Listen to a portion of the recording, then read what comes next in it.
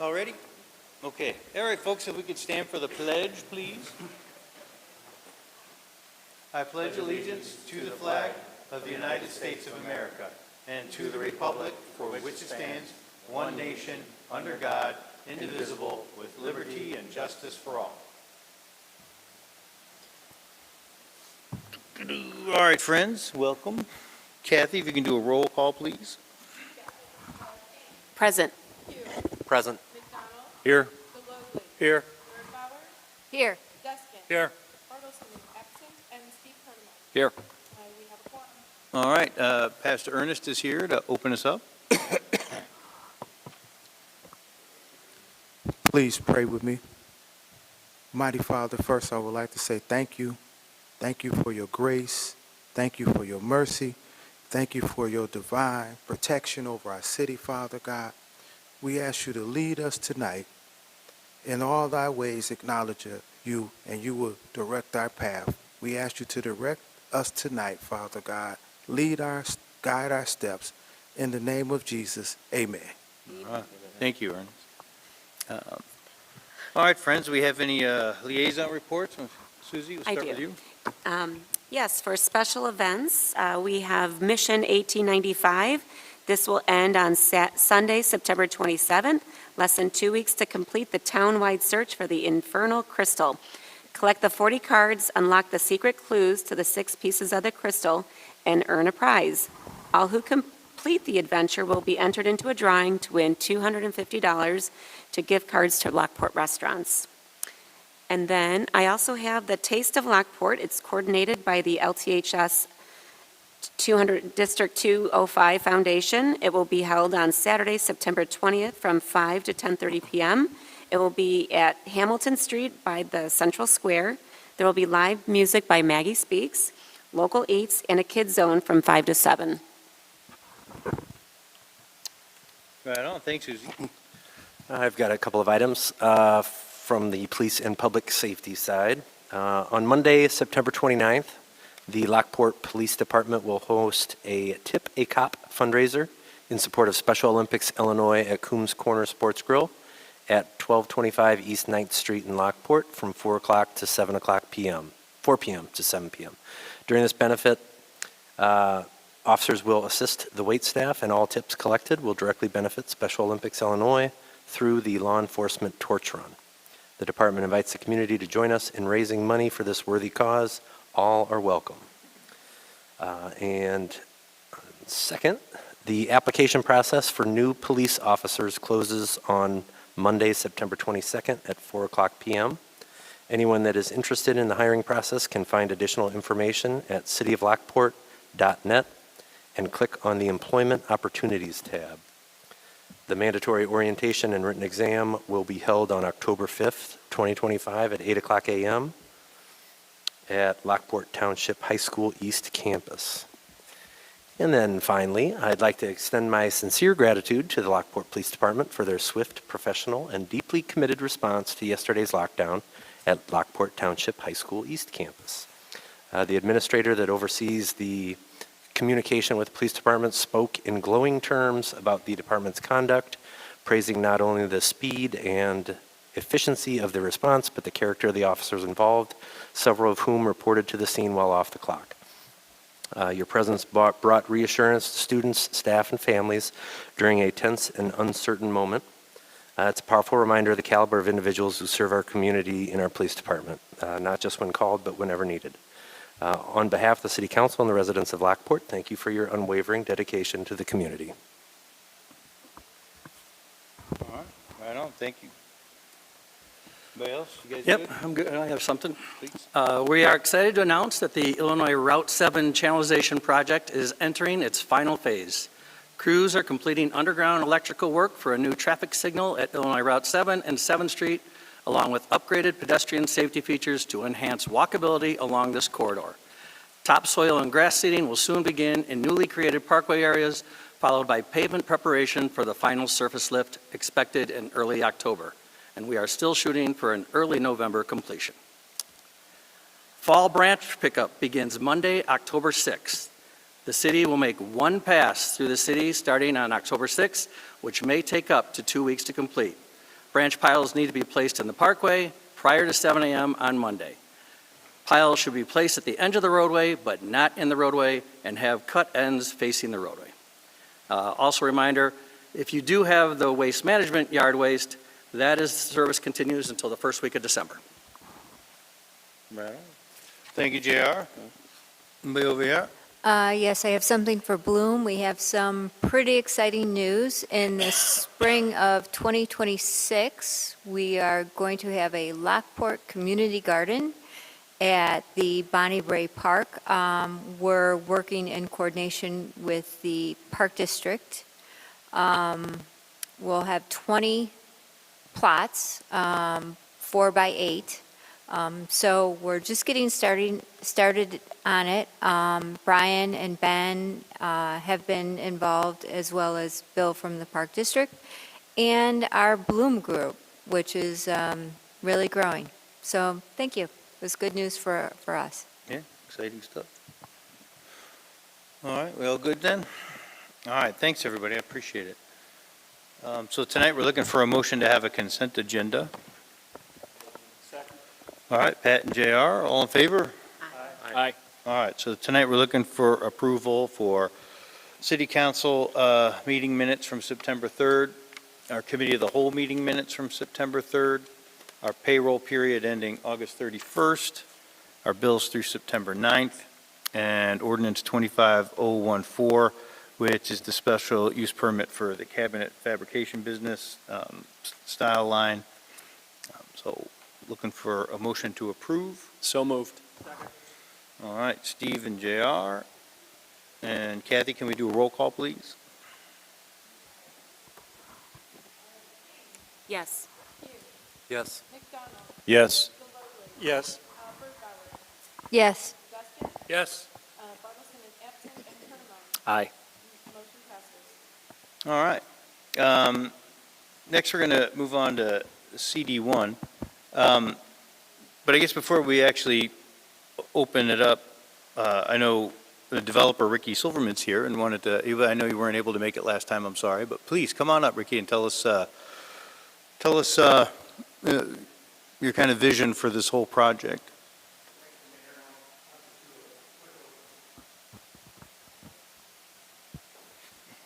Mike, do we need a motion and second on the item? Well, is it separated from the I don't actual know. vote on the car wash, so? Okay. Yeah. So I would say that he can go through his presentation, then I would do a motion for whichever way you want on the actual project, because it's all part of CD1 is the Mr. Car Wash project. So your preference is we actually do a motion on 25013? Have him go through his presentation, Yeah. and then once he's complete and any questions are done, then take a motion on the actual car wash project, and then we'll go through that. Okay. So just as an introduction on your screen, just as a reminder for our council members as well as the general public, this is the general location of what we're talking about. This is the Mr. Car Wash. At the last meeting, the board had a number of questions about the overall development of that entire frontage. And so as a part of that, we wanted to make sure that we were able to answer those questions. And so we have Ricky Silverman from MJK Development, who is here to kind of walk you through that bigger picture so that you can ask any questions of him as well. And then from there, we'll move on to the Mr. Car Wash case. You want to?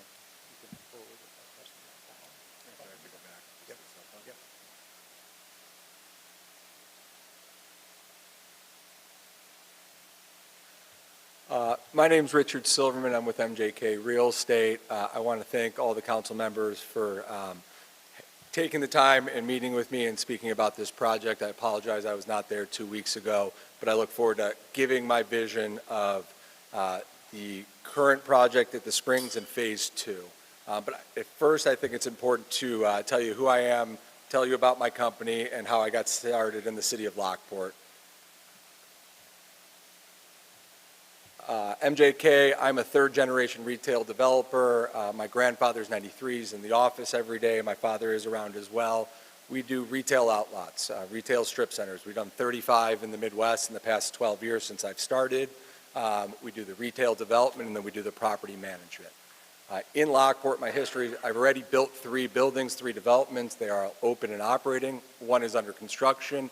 And with this global development that I am proposing this evening, that I will show in a few slides, we're proposing another 4 buildings.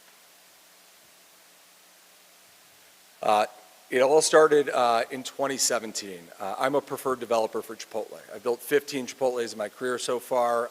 It started in 2017 in Mokina on 195th. I built a Chipotle there. Then in 2018 on Lincoln Highway, I built the Chipotle in New Lenox. Chipotle likes to grow to the next community. Lockport was the natural growth point. Chipotle told me to go find a parcel that made sense for them in Lockport, and I got to Lot 8 in Lockport Square. I purchased the parcel in March of 2019, started construction in April right away, and Chipotle, Mod Pizza, and the Open Bottle were open in November of 2019. Very successful project. Our tenants do very well. I will get to the Mod Pizza replacement shortly in a couple of slides, but we built it, we sold it, but I still manage the asset today. I do the property management, I do the snow plowing, I do the landscaping, I do the tenant replacement and the property management. So building that shopping center, I had a lot of extra demand for my shopping center that I couldn't accommodate in the 7,000 square feet. I believed in Lockport, and so I purchased lots 9 and 10 at Lockport Square just across the access drive. We had a deal with Wendy's, which unfortunately we ran into some title clearance with Popeyes and a chicken restriction on the site. But I still believed in the site. I closed on the site in February of 2022. I signed up Noodles, Crumble and Cookie, and we started the construction in the summer of 2022, and our tenants opened in 2023. We have a local dentist opening up in the end cap in the next month here as well. So another successful development, but the chicken restriction led me to pursue a new parcel because I knew Wendy's wanted to open in the city of Lockport. Wendy's is the same franchisee as the Panera Bread that opened in Lockport in 2017. They own 100 of each of the brands in multiple states, and the Panera Bread that is in the city of Lockport is a home run for them. So they knew the community wanted it. They knew they wanted to double down with another restaurant. Unfortunately, it took a little bit longer than anticipated with the chicken restriction at Lockport Square, but thankfully that led me to the 3.58 acres at what became Lockport Springs, the corner of 159th and Edelman. This next slide will show the blue on this highlighted plan is the 3.58 acres that I went under contract with Ed Prodell from Coldwell Banker to purchase. I'm a retail outlet developer. I like frontage on the major roads. 159th is a major road with 25,000 cars a day on it. So I went under contract for the corner. The back portion wasn't as desirable for me. As I was doing this development, the Lockport Springs development came down the road. Lance and Ben set up a meeting with the landowners, the interested parties, and we came to what is called a retail land swap. So if you can see just east of my parcel, there's a red shaded box. That's approximately 1.6 acres. I did a land swap with Continental. I ended up with 2.75 acres of frontage, the land that I own now, the land that we are discussing developing. The green parcel to the east of me is owned by the Sakalakis family. I will get into that in my next couple of slides about rolling that in. The red is the rest of the Continental development, 20 plus acres, under construction, opening in the next few months here. This slide shows the plat of subdivision and where we stand today with the development. Continental owns everything north of the access road. I own the 2.75 acres at the intersection of Edelman and 159th. I am under contract to purchase the 2 blue lots that are owned by Continental, as well as the green lot. I have an agreement in place to move forward with the approval, if we receive approval for the Mr. Car Wash deal going forward. Just showing my commitment to the city of Lockport. I had a chicken restriction on my parcel for Popeyes. Dave's Hot Chicken came down the road. Mod Pizza unfortunately went out of business at a lot of locations in Illinois. But the Chipotle lot that I originally developed, Lot 8, did not have that chicken restriction. I was happy to hand that LOI over to the owner, Mark Walney, of the building, and now Dave's Hot Chicken is open and operating, doing very well. So it worked out great for the old owner as well as Dave's Hot Chicken. The corner that got us started for Wendy's, where we had the chicken restriction, is now 7 Brew. They opened last weekend. They had 100 cars in line. They had a massive opening weekend. They had police presence on site to help traffic control, and it's a perfect site for them. They're on the morning side, highway entrance to 355 with a right in, right out. This is just a quick aerial from June of the Lockport Springs development, and the blue highlight is the 6.6 acres that I would like to develop in the next year or two, starting with the 2.75 that I own now all the way to the west. If anyone has been to Lockport Springs recently, you can see Wendy's is under construction. They are under roof. We have the curbs in, we have the storm structures in, and the sanitary in. They would like to be open in December. They are tracking for that, and we are hopeful to help them achieve that. We are here tonight to discuss Mr. Car Wash. Mr. Car Wash has a proposal to purchase 1.11 acres directly east of Wendy's that is under construction. They are proposing a beautiful building, 32 feet high, their prototype building. I know they have given their presentation 2 weeks ago, and the council members, if they have any questions, they can direct them to the Mr. Car Wash employees that are here to help us with anything regarding their use. This is an aerial of their property. This is facing 159th, and I intend to build a retaining wall just to the east of their property line, probably 5 feet off their property line. If they receive approval, close on the property, and my phase 2 project starts. It will be about a 10-foot retaining wall to bring the next phase up to grade. This is just a quick summary of what I own right now. This is the 2.75 acres. Lot 1 is Wendy's on 0.86 acres. Lot 2 is Mr. Car Wash on 1.11 acres. And Lot 3 is 0.86 acres. I own that currently. It is the hill that you see out there. We have some civil engineering work to do that we will describe shortly. This is my plan if we are unable to move on to the next phase. This is 2.75 acres. We would like to go bigger than that. We know there is more demand, and we'd like to buy the 2 parcels that are east of the land we own and do a mass development. This is our current proposed mass development. This is 6.6 acres, which includes the 2.75 that I own already on the east, and then incorporating 3 other parcels to purchase. Wendy's and Mr. Car Wash are in the blue box on the southwest corner of the plan. I have a vacant parcel in middle, which is a combination of that Lot 3 that I just described, the 0.68 acres, as well as additional land I purchase. I have a signed LOI with a national user for a 27 opening on the corner, which is a combination of the Sakalakis property and the Continental property, as well as another development across the future right in, right out for the Continental development on 1.23 acres. This is a phase 2 with the proposals and the entitlements in spring and fall of 26 with the groundbreaking in 27. We are looking for approval for a Mr. Car Wash so we can unlock the value of the outlots of the Lockport Springs, purchase additional land, and bring national credit tenants.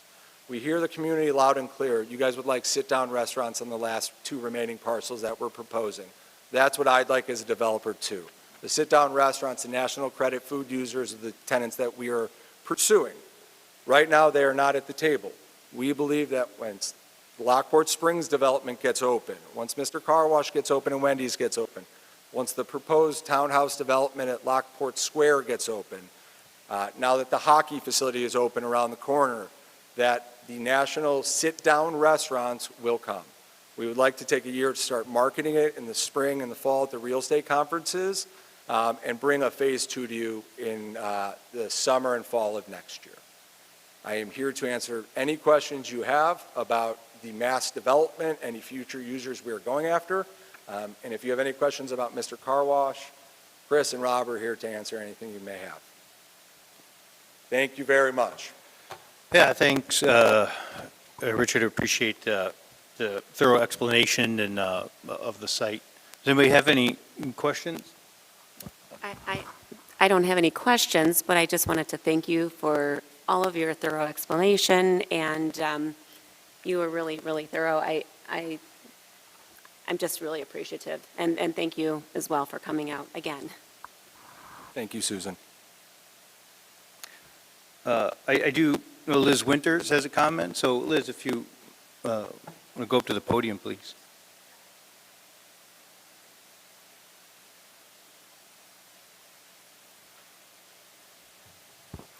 Good evening. My name is Liz Winters, resident of Lockport. I'm coming because, or I came to this meeting today because I saw some of the comments that you all had during the last meeting as it relates to this particular property. It seemed as if many on the council were surprised about the type of business that was opening, perhaps not what had been discussed previously. I think that in my discussions with my neighbors, a car wash is also something that folks feel like is not necessary in Lockport. Perhaps there is data saying differently. My question for you all, and I don't know if you can answer as a part of this format, is were there any steps that the city could have or should have taken to specify the type of business that would be opened on this particular lot? And if so, why wasn't that taken, given it sounded like there were certain businesses that you all were hoping to see opened? Sure, that's a great question, Liz. It actually requires, this particular business requires special approval. Some businesses, if they already have the zoning and they fit with it, they don't really need our approval. Like it happens a lot with QSR restaurants, and people are like, oh, we don't need another chicken place or fast food place, but if the zoning's there, it's not really a, car wash is a little different though. It does require special use. And so when it was proposed to us, it was like, okay, you're gonna have to give us a good reason, because it seems like maybe not the, what everybody's been looking for these like highway commercial pieces. Right. And so I think as well, like you mentioned, like last meeting seemed confusing, and I think it was Ricky, and unfortunately his child was sick and he couldn't be here. But I think if we had heard the presentation, I think, and the public heard it, it would have been easier to understand. So it's like, are we doing this? Are we going to grant a special use for this here because of some extraordinary circumstances? There is a tough piece with that hill, and whatever goes there is a little hidden. And I know how difficult it's been for us to get even sit-down restaurants at Lockport Square where it's wide open and it's like ground level. We haven't even been able to get them to go there, mainly because of our population density. It's kind of funky. Trying to talk them into being hidden behind the hill a little bit is going to be even more difficult. So, but what Richard, has proposed is that if I can get this car wash, I can actually build up a retaining wall to make that property to the east expandable with now a level, it's all at grade. So it's a compromise that we're looking at, right? So that's our decision today. Is like, do we say, okay, this is the way to move forward to the east? I think, one of the things too is sometimes it's just an understanding of who the developer is. Richard has done a lot of projects here, and he's shown himself to, really bring quality stuff to town, and so, it's in part. If we had never worked with him before, maybe we'd be more skeptical, right? So I think all those things have to go into our decision making. So I guess that's kind of the lay of the land. Does that help answer the question? It does help, thank you. Okay. I don't know if I can ask a question of the Mr. Car Wash folks. I don't know the rules of order. But why don't you just throw your questions out there, Okay. and then Throw them out once you're there, done with see the if they questions, answer, yeah. Ricky can come up and answer them. So if you got any more questions, he Yeah, for take sure. notes. So I'm sure the Mr. Car Wash folks are aware that we have other car washes in Lockport. So I guess my question is, how do they see having enough business? What will be what's their business proposition, given the number of businesses that already serve that customer already in Lockport? No, I should probably answer that. Actually, we only have one full-service car wash. The car wash on 9th Street, the owners talked about maybe closing it down because it doesn't perform very well. Oh, interesting. And then the other car wash is in the Jewel, it's the touchless one. So Yep. really, there's one full-service car wash. I think maybe some confusion came from, there was an approval for concept plan for a car wash next to the Dairy Queen a long time ago, so it maybe feels like there's another car wash, but that's actually expired. And I think it's not something that we're obligated to now, and if, this seems to be a better use to make that parcel, everything that Mr. Silverman envisions here to happen, that means we basically have two full-service car washes. Yeah, so- I was familiar with it too.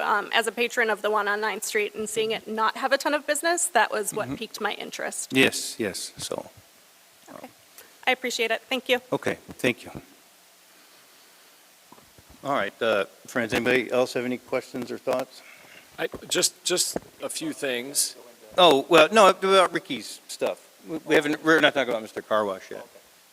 In sort of in response as well. I'm obviously, I think part of this is part art and part science. So when you go out to the space, I am not an engineer by any stretch of the imagination, but I know it is a wonky property. It just is. And I thought, okay, well, I can see why, this would fit there. Finding out that the residents that are directly adjacent that don't have garages, okay, that was something I didn't think about either. So, they were in favor of it. And quite frankly, the quality of the developer who's been working with the town, that was a big piece for me too. It wasn't a question mark situation where, it was somebody coming in trying to establish a foothold and what kind of neighbor are they going to be. So the quality and integrity of the developer. So those were the three things that came into play for me. So I just wanted to sort of build off what the mayor said. All right. Yes, I have please. something, I'm sorry. This isn't in relation to Mr. Car Wash. This is in relation to something you had said. You had mentioned, please ask me on any future development, and you were talking about sit-down restaurants. And I read an article in the Chicago Tribune on Sunday saying that sit-down restaurants are becoming less and less. They're getting, people just don't do. So what sit-down restaurants are you looking at that are successful?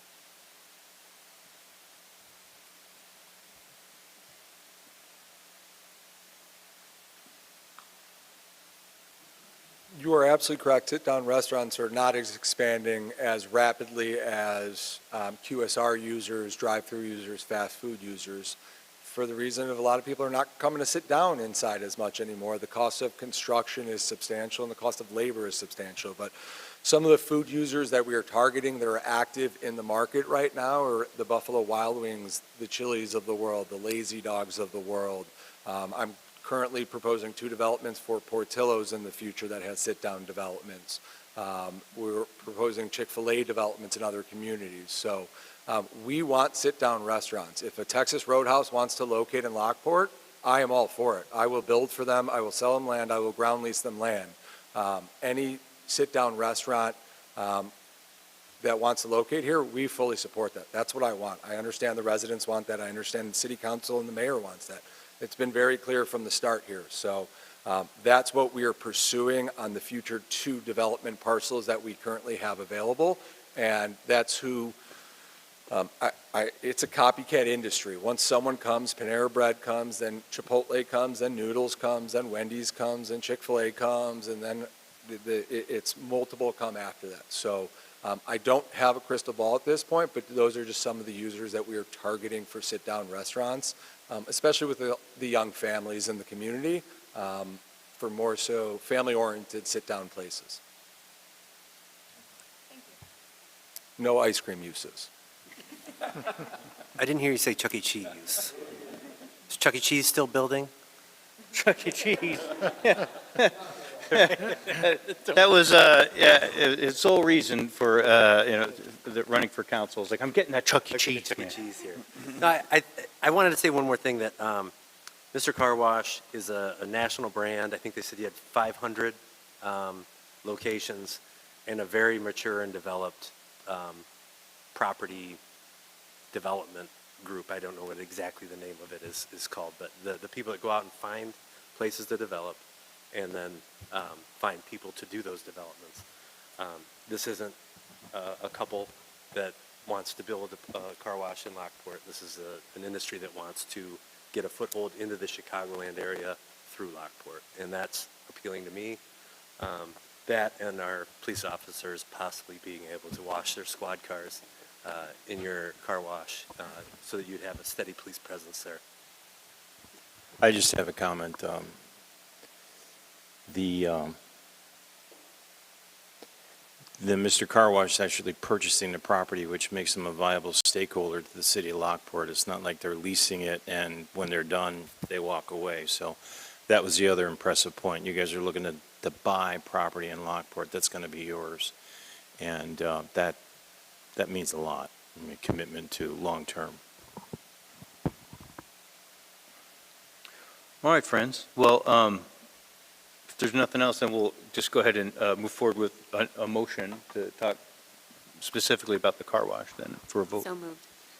All right, yep, so motion, Second. second? Okay, Susie and JR for our motion for 25013 for approval. All right. I know it's kind of, this was all mixed together a little bit, so was there any last questions or thoughts on the car wash itself? I like the fact that you guys recycle the water.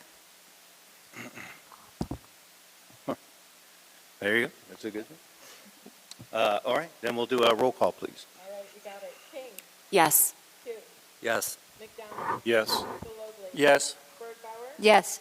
Deskin, Present. Bartleson is absent, Cardamone. Aye. Motion passes. All right, friends, thank you. Anything for, we do have an open floor comment. Julian. What's that? Yeah, it's for Julian. It's, Julian, if you want to, Miss Buckley, because I think I'm saying it wrong.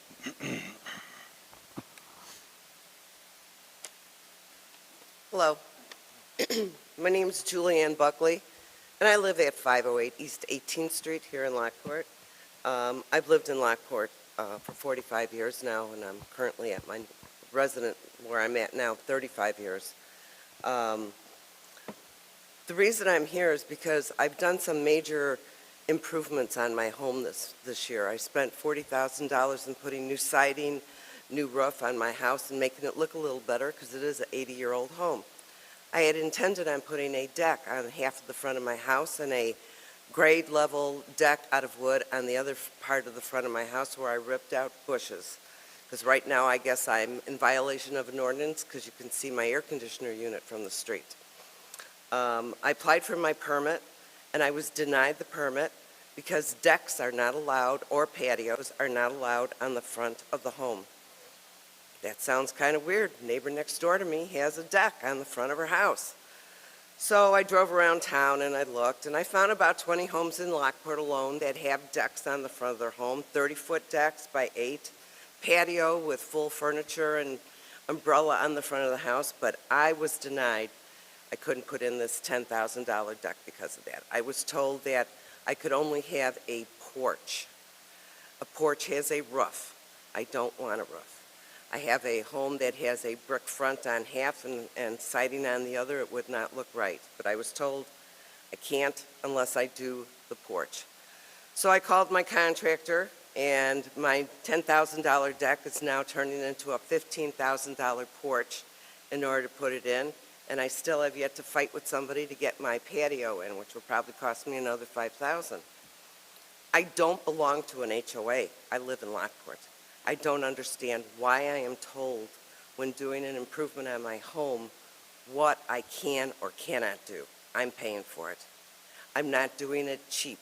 I'm doing good lumber. I just had a building inspector out today to check the wood beams that have been installed already, and he questioned what the overhead beam was on the front of the deck structure. And when I told him it was because his boss would not let me put a deck in, I had to put a porch, he just shook his head. My builder is a 35-year builder. He's never heard of anything like this. New Lenox doesn't have this rule. Lamont doesn't have this rule. My builder wanted to know what country we're living, that I am told what I can or can't do to my own property. I understand the ordinance. You want to make sure everything's safe. You want to make sure you have a builder who knows what he's doing. I do. But I still have to spend $5,000 more if I want that structure by putting a roof on it. My neighbor next door has a deck on the front of her house also. I was told all those decks that are on front of homes in Lockport were put in illegally. And if I want to give them their addresses, they'd be more than happy to look into it. Well, I'm not going to do that. I'm sorry. I'm not going to do that. I just want to know, why is it okay for some, but it's not okay for others, especially since I'm paying for the bill. Thanks. All right, thank you, Julian, I appreciate it. I mean, I can address some things. Some of it is people do things illegally all the time. Like sometimes they'll convert homes into multi-unit apartments, and that was a big phase back in the 70s and 80s, and we have a lot of homes that were converted into apartments that nobody knew about, and they were done poorly, and it's been problematic, and so sometimes stuff like that happens. The argument about like nobody should tell me what I can do on my property, that's fine, but we all kind of agree there's parameters on that. There's one side that anything goes, and other things where you can't even put a nail in without approval. And I think we try to find a place in the middle. Putting a garage right at the end of your driveway up against the street, we wouldn't allow that, and that's not, trying to tell you what to do with your property. We couldn't build a 10-story addition on top of your house. I mean, there's things that we all agree that, okay, it's not just you can't tell somebody what to do on the property. We kind of agree as a society and a community kind of where our limits are. Is the deck something that should be reconsidered? It's possible. And I think that we've got a strategic meeting coming up where we kind of talk about big picture stuff, and I think it's worthy to have that conversation as a council. Is like, are there certain restrictions looking at those parameters of anything goes and absolutely nothing goes past us without approval? Is that slider need to be moved a little bit? I think it's okay to consider that on occasion, and maybe we'll end up saying, nah, man, decks aren't going to work, or maybe we'll think differently. But I think it's a fine question for our strategic plan to talk a little bit more about such things. So I guess that'll be my response for today, Julian. So thank you for coming up and sharing. We do appreciate it. All right, friends, if there's nothing else, then for City Council, we'll look for a motion to adjourn. All right, Darren, JR, all in favor? Aye. Okay, thank you. Yeah, we'll do that. All right, whenever you're ready, Kathy, just let us know. You want to call it? Will you?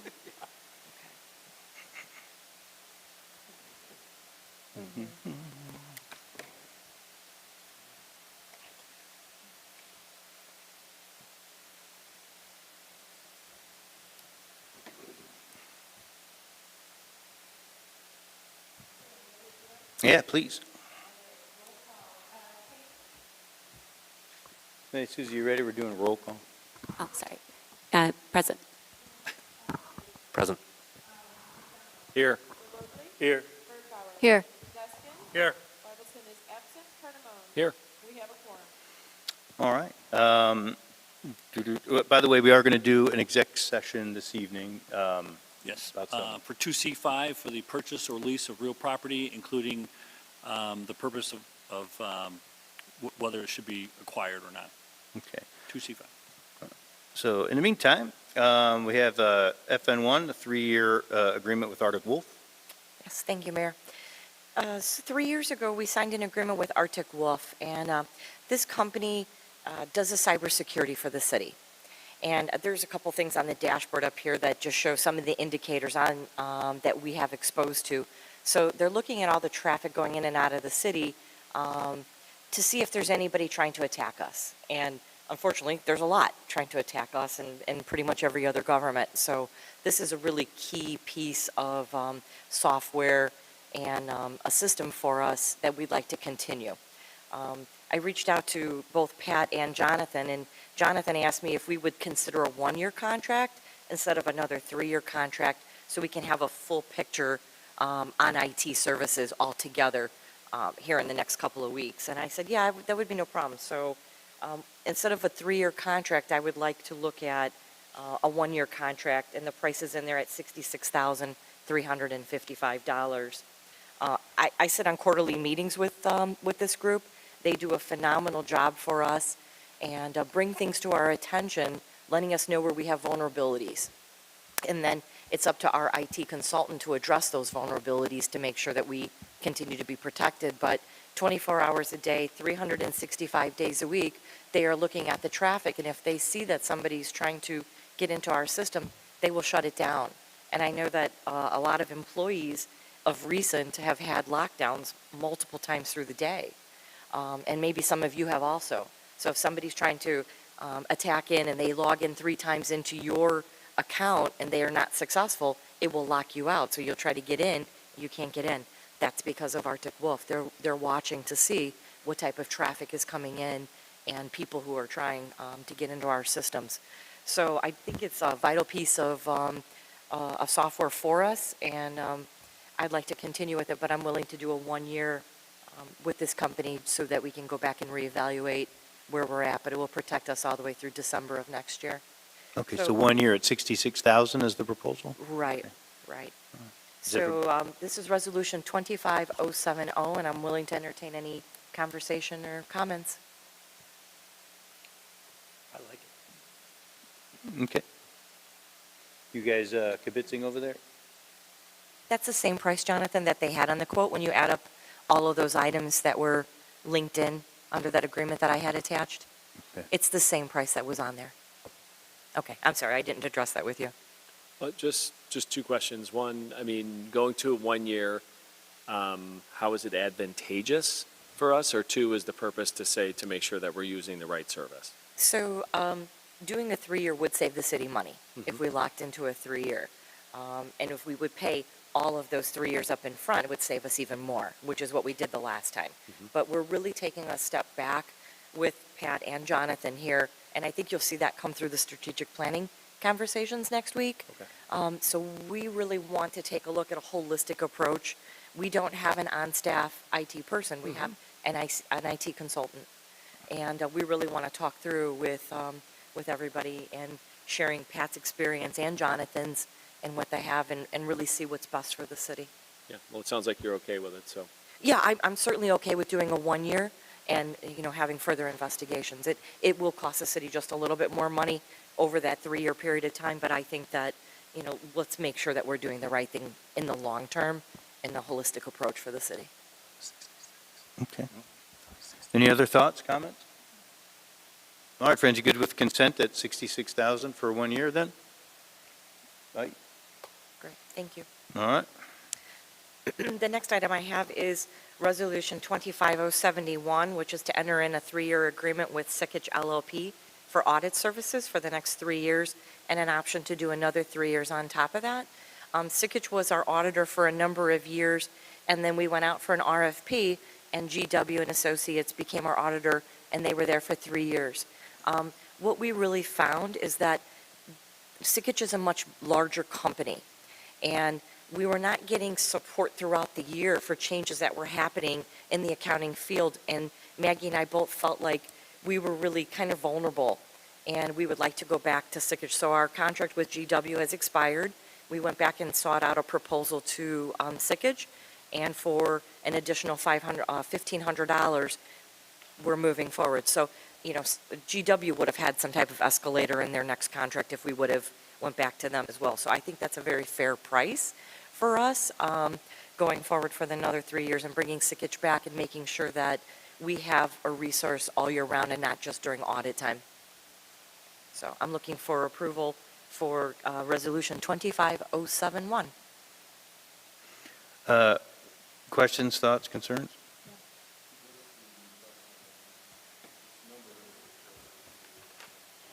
So the first year contract is $38,750 for audit services.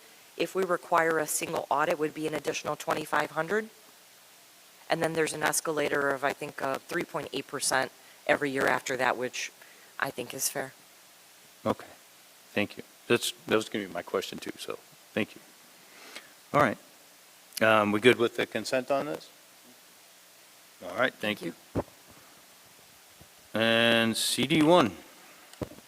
Thank you, Mayor. This is related to Resolution 25072. The applicant is Steve Lambert, and he is on behalf of Jim and Tom's Automotive. They're located at 900 East 9th Street. They are requesting funds through the city's facade and site improvement grant program for the tear down and replacement of the siding on the existing building, as well as painting of existing wood trim and construction of a trash enclosure, on the, what would be the east side of the building. The bids were included in your packet. The facade grant program allows for a 50% match up to $20,000 per street facade and $10,000 for site improvements with a maximum of $50,000 per property. Jim and Tom's faces 9th Street, making the applicant eligible for up to $20,000 in facade funds, including the $10,000 that is inclusive for the trash enclosure. The applicant is eligible for $21,283.50. The maximum amount allowed for the facade improvements based on the lowest quote, and then the dollars for the trash enclosure. The council has approved $58,467 of the $100,000 budgeted for 2025. They are eligible for the total reimbursement amount again of $21,283.50. And that would bring us up to a total of 80% authorized for the year if this was approved. With that, I'd be happy to take any questions and requesting action or consent. I have a question. I don't understand why he's not getting a monument sign, and why is he so worried about the dumpster corral? We would love for him to get a monument sign. That is not something that he has chosen to submit for at this point. We'll continue to talk to him to try and encourage that, but right now this is what he felt he could afford to submit for. What is the... He is able to submit for a separate grant submittal for the monument sign if that comes to fruition in the future. Can he not afford it, or do you know? Okay. But my impression is he just seems uninterested in pursuing it. You could, very well, our council, we could just say, look, we'd love to help you with the facade grant, but you need to be inclusive of your monument sign. We could use it to leverage, him to do it. It's something we could do. Or we could say, that's fine, we'll do the siding, and if he comes back later with your monument sign, we'll deal with it then. So, it's a decision for us to make. Yeah, even if you put a sign on top of where the siding is, a nice backlit sign, I don't know. I don't think it's doing the city any favors. I just think it'll look nicer with a nice sign, have it all nice and grass and everything. I like Steve. I go to his automotive place all the time. He's great, but I guess I would suggest that. I wish he was here to talk to. Is there a way that we can delay this until he can meet us? Yeah, absolutely. You could say, I'd like him to come in. We're gonna. The request could be to put this back on a committee of the whole and have them come in and answer questions. It's perfectly appropriate. The only thing I will suggest, given that this is a construction project and the time of the year that we are in,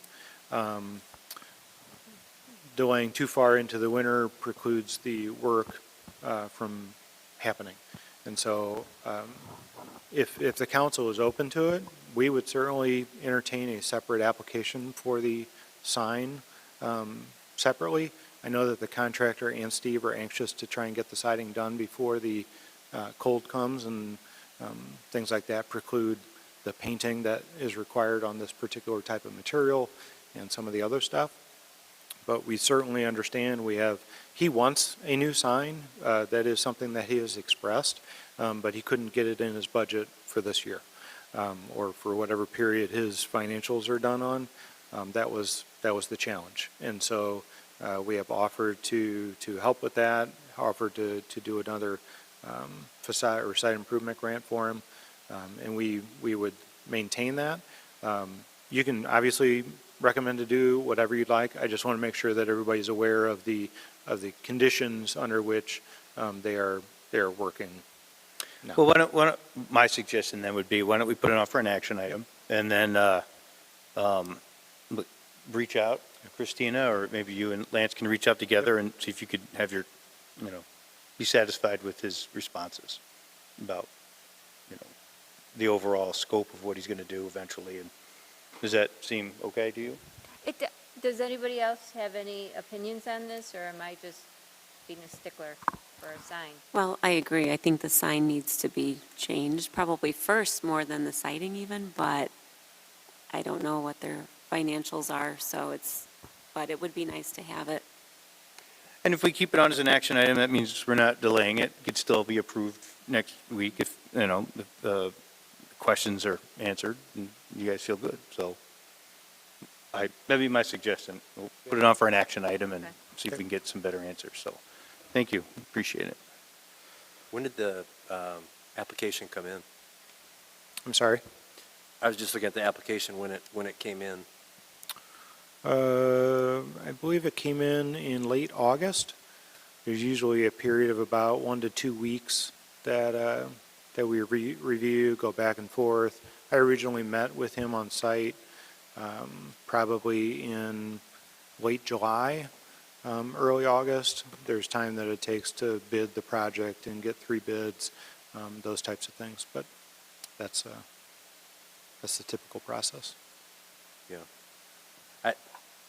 I'd rather, I'm more in line with what Christine was saying, like, it is the end of the season, but let's get a sign, It's or a at least, sign, yeah, yeah. or just talk to them about getting a sign, or, Because if you look at it now, you don't even see it. You see scooters, which is good. I'm glad you could see scooters, but he's got an automotive business. He's got to have a sign.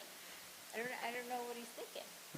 Well, perhaps he can give us a better understanding of his scope. So, okay, we'll do an action item then. thank you. Thank you, everyone. All right, friends, all right, I got to make a motion to go into executive session, and quite frankly, I always forget how to word it. Do we make a motion to go into executive session? Where are we going? We'll probably go in that room over there, I guess. Yeah, the motion could be to go into executive session for, as Ben mentioned, under exemption 2C5 for the purchase or lease of real property, and with no final action being taken tonight, so we could just close out the meeting after the end of the session. Okay. I'll make a motion on what he said. I'll second that. All right. All in favor? Aye. Okay, very good. Oh, but now we have to do the motion. This is JR and Darren. But now we make that motion to go in to exit the Yeah. meeting, right? And then, so do we do it that way? Because we've done this in the past, or we don't have to come back out. So we're going to make a motion to end our city council meeting after the end of the executive session. Exactly. Okay, so I just asked for that motion. So moved. Second. All right, so Jonathan and JR, all in favor for? Aye. Aye. Thank you. Okay, friends, we'll go to the back room there.